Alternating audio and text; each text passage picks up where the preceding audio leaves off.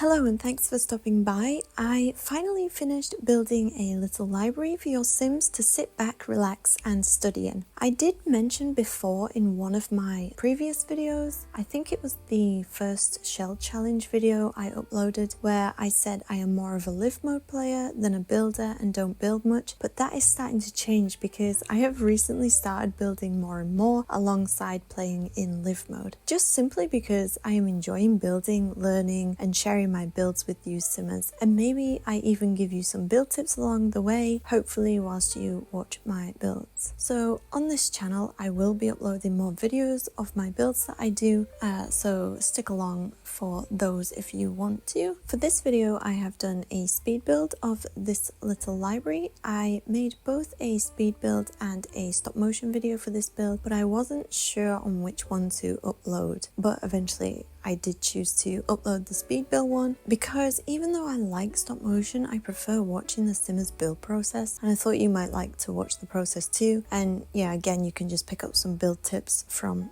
this speed build. But yeah, let me know in the comments below which type of video you prefer, stop motion or speed builds, and if most of you Simmers prefer speed builds, I will make more of those, and I will probably still also make a few stop motion videos in the future, especially if I forget to record when building, which does happen sometimes. Because I did a speed build this time, the video is longer than the others I've done so far. I didn't want to make this video too long, so I'm hoping it's not too long, but also I didn't want to speed up the video too much because then it would be difficult for you to see the build process. So I tried to choose a happy medium. In this video, I will just talk through the build and how I made use of certain items to make the items from the catalogue just have that something extra. And I will also talk about why I chose the items I chose. So moving on to the build, I started building the library in Windenburg on the 20 by 20 lot named Mid Nowhere in the Crumbling Isle area, just because I liked the view it has and the lot was a small size. But you may notice throughout the video I moved location 2 more times. So when designing the interior I stayed on the Mid Nowhere lot, but then when I started working on the exterior I moved to Newcrest on one of the 20 by 15 lots in the Bridge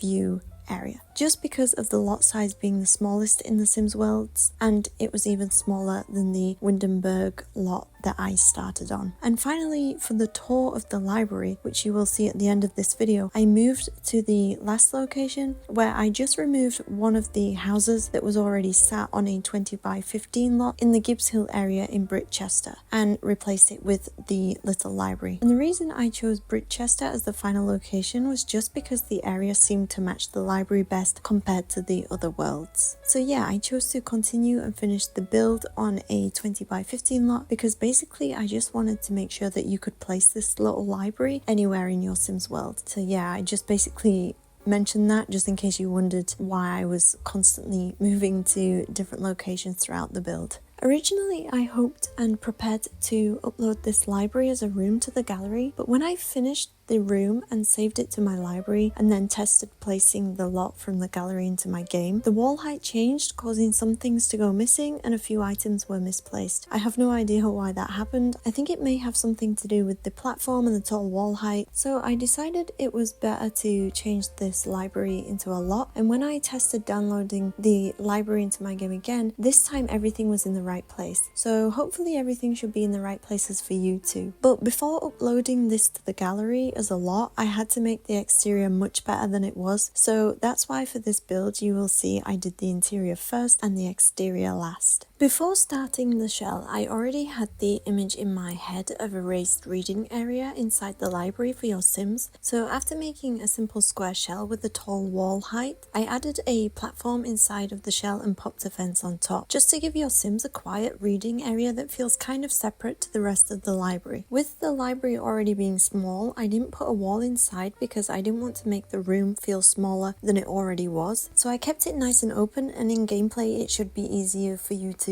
see what your Sim is doing. After building the raised reading area, I needed to find some bookcases that fitted comfortably in that space. And because I got the Book Nook kit recently, I wanted to test it out. I got the kit because I liked the freedom you had when creating your Sims reading space. And when I say freedom, I mean like with how you can stack and clip the bookshelves together to make either a really long or tall bookcase. I mean, it would be nice if this kit comes out for free for you Simmers, because I think the bookshelves and decor would be a great addition to your bookworm Sims homes, or any of your Sims homes really. So yeah, that's why you will see I tried placing the Book Nook bookshelf first in the reading area, just to give some inspiration for how the rest of the library was going to look. But the inspiration changed quickly from Book Nook inspired to more of a university classic kind of themed library once I had changed the Book Nook bookshelves to the Mortimer's Secrets bookcase from base game. Even though I tried to keep in the Book Nook bookshelves and make it work in that raised reading area, it just wasn't working for me, because comparing the two, the Mortimer's bookcase had the best height to it,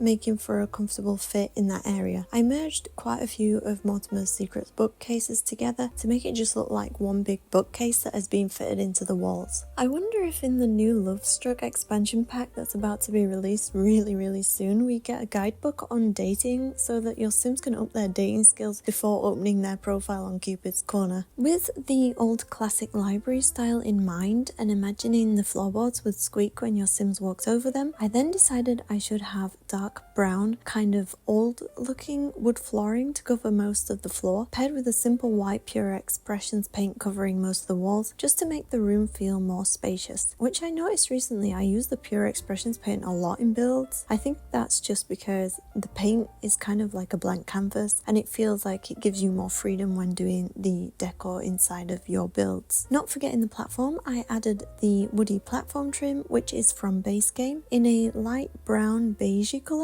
which then made me change the wood flooring in the reading area to a light brown wood floor just to go with the trim. For the wall behind the bookshelf and the wall where the entrance is, I used the Gibbs wallpaper from the Discover University pack in kind of a light brown colour, because the border at the top of this wallpaper helped blend the bookcases into the wall more, and it suited and made the entrance feel a little more separated to the rest of the library. And also because the wallpaper just sat better behind the door and the shelves I installed above the door. The windows are quite big to let in a lot of natural light. That's because I used a lot of dark brown decor, so it may have been a bit difficult to see your Sims actions if only little windows were bringing in the light. To add something extra to the windows, I used a few simple shelves from base game to create a window ledge where I could place some warm looking candles from Crystal Creations, just adding more light and more comfort to the library. Because I think it's nice to look in from the outside and see a little decoration in your Sims window. The reason I didn't add window ledges to the 3 windows behind the computer desks is because it wouldn't have looked right, and I would have had to move the desks forward, which would have taken more space away from the room. I used a library looking, so I thought, medium height door from base game for the entrance. Placing a medium height door in a tall wall left a lot of plain space above the door, so I decided to put a platform across the entrance of the library just to get rid of some of that space and adding a bit extra to the entrance. To take away more of the plain space at the entrance, I popped in some shelves above the door, giving room for decorations, like the owls, just for the wise owls, and a clock which I really wanted in this library, as it may help your Sims keep a track of time. The platformed corners, I'm going to call them, next to the door, gave great opportunity to place in some more classic looking decor and a bit of greenery. It would be nice to have more door and window variations in the medium and tall height part of the catalogue, giving us Simmers just that bit more freedom with ideas for our builds.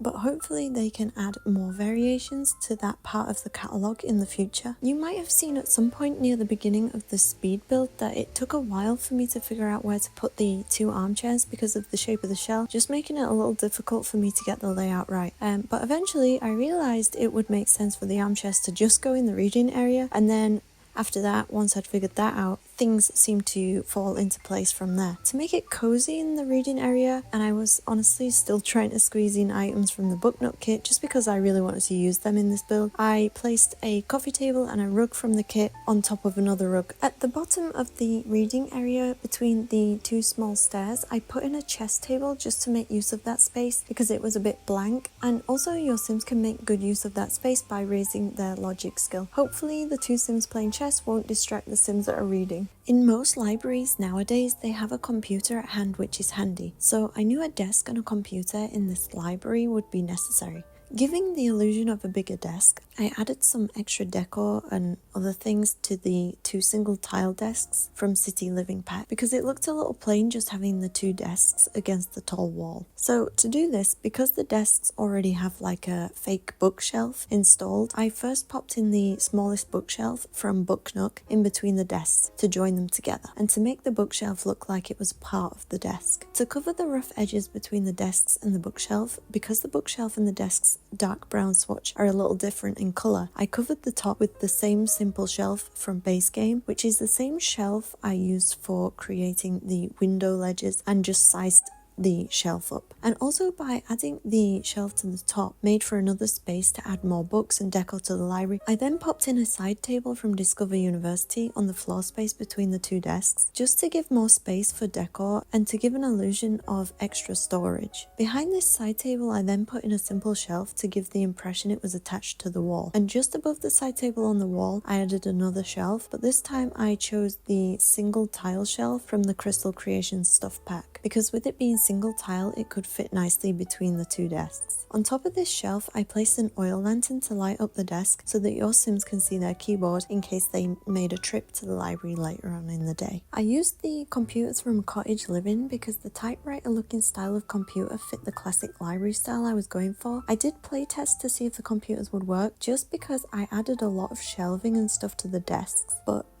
yeah, the computers do work, but when I commanded my Sim to use the computer nearest the entrance they could not automatically use it for some reason, so I had to make them sit first then click the computer, and then that seemed to work, which is a bit annoying, but the other computer works fine without having to do that. For the desk chairs I used the ones from Crystal Creations because they were the best match, and I like that they have the classic desk style look. They do look a little uncomfortable for your Sims to sit on, so originally I tried to add the cushions that we could get from the login rewards and raise them up to sit on the chair, but then realized when the Sims pull the chair out to sit down they would just have like a floating cushion, so my idea didn't work. A lot of the Crystal Creations stuff is great for when building classic style rooms and builds. I noticed when placing the windows behind the desk it did clip a little, so I did move the desk and all its extras that I added to it forward so that you couldn't see the window coming through the desk. I gave your Sims that kettle from For Rent because the style of this kettle is really good and the benefits of the drinks are super useful for your Sims to study and focus on their hobbies. I wanted to place this kettle on like a little side table in the corner just because I didn't want the coffee or tea area to take up much space, but unfortunately I couldn't do that because the kettle only functions on cabinets.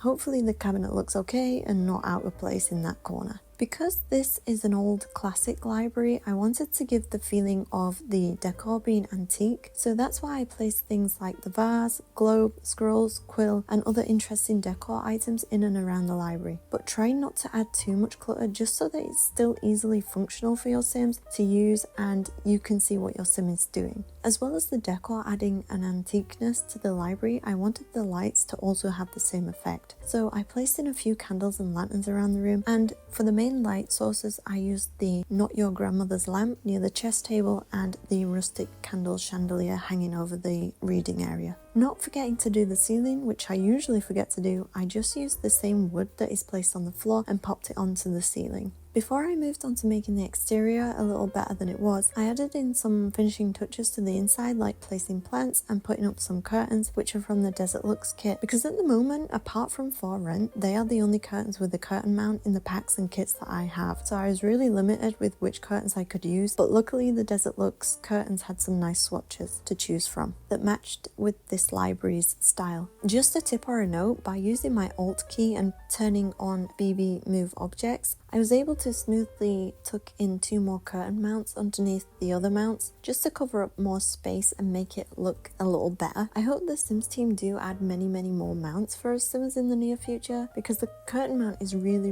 useful for decor purposes and we just don't have enough at the moment. Moving on to the exterior. The exterior for me when building is the most difficult part of a build and I am just not good at it. I think it's because I prefer doing the interior, but you know, we're learning over here together and hopefully we can get better over time. The pillars on the outside and inside of the library are the librarian's pillars from the Discover University pack. I didn't notice the name of the pillars were called the librarian's pillars until later on. It was just a coincidence. At first I thought, yep, that's a good match, like Sims on Cupid's Corner.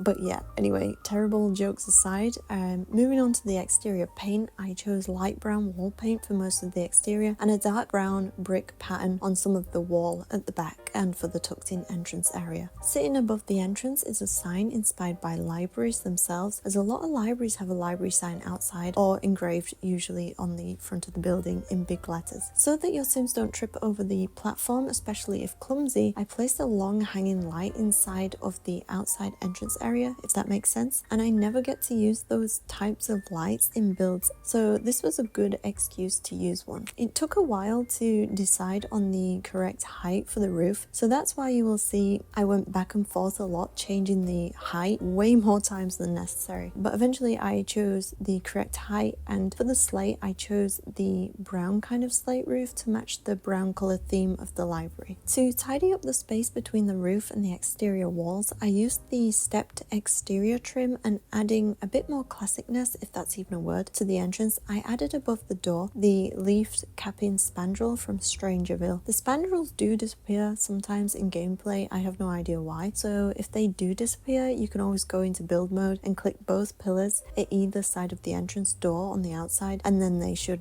reappear. At the front of the library, I knew I wanted a centerpiece there, like a water fountain, a big clock, or a statue, just something in the middle with some plants at the side. But it was taking a very long time to figure out what to use as the centerpiece and what plants would look good at the sides. So if you notice, that's the reason why I had many random items all of a sudden appear at the front. I edited out a lot actually when doing the exterior, because it was just a recording of me constantly going through the catalog, putting many things out front and then deleting them. But eventually I found 2 tree bush kind of items from Debug. I didn't really want to use too many items from Debug out front, but they were the only plants that seemed to be the best fit. I also used a bush hedge looking item from Debug that stretches across the back of the library next to the wild birdhouse. I popped in the birdhouse because I thought it would be nice to have some birds flying around out the back, and also your outdoorsy Sims might enjoy listening to the birds whilst reading a book on the bench, which I placed at the side of the library near the back. And also just one more thing I think